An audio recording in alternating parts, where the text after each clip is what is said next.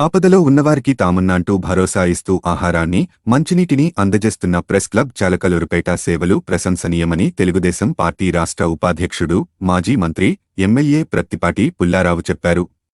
విజయవాడలో వరద విపత్తులో చిక్కుకుని అలమటిస్తున్న బాధితుల కోసం ప్రెస్ క్లబ్ చాలకలూరుపేట దాతల సహకారంతో 1000 మందికి సరిపడ వెజిటేబుల్ పలావు, మంచి నీటి బాటిళ్లను బుధవారం తరలించారు. ఆహారాన్ని తీసుకువెళ్లే వాహనాన్ని ఎమ్మెల్యే ప్రత్తిపాటి పుల్లారావు జెండా ఊపి ప్రారంభించారు. ఈ సందర్భంగా ఆయన మాట్లాడుతూ బాధితుల వేదనలను, వారి కష్టాలను వెలుగులోకి తెచ్చే పాత్రికేయులు తాము సైతం అంటూ సేవా కార్యక్రమాలు చేపట్టడం అభినందనీయమన్నారు. కష్టాల్లో ఉన్నవారికి నెడనవుతూ, ఆపదలో ఉన్నవారికి తోడవుతూ ప్రజలు కూడా సేవా కార్యక్రమాల్లో భాగస్వాములు కావాలని పిలుపునిచ్చారు. విపత్తు వేళ ఆపదలో ఉన్నవారికి ఆపన్నహస్తం అందించటంలోనే మానవత్వం ఇమిడి ఉంటుందన్నారు.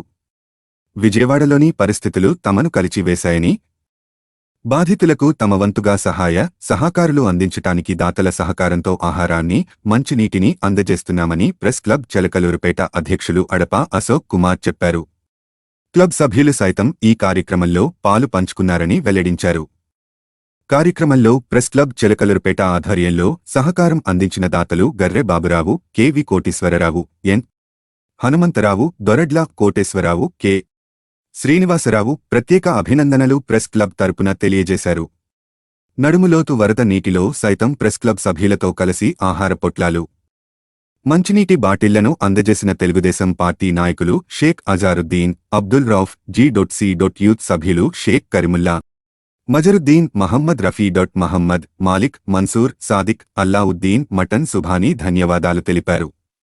ఈ కార్యక్రమంలో ప్రెస్ సెక్రటరీ షేక్ దర్యావలి, ఉపాధ్యక్షులు కొచెర్ల చందు, జాయింట్ సెక్రటరీ సుందర్బాబు, రావిపాటి రాజా, సాంబశివరావు తదితరులు పాల్గొన్నారు.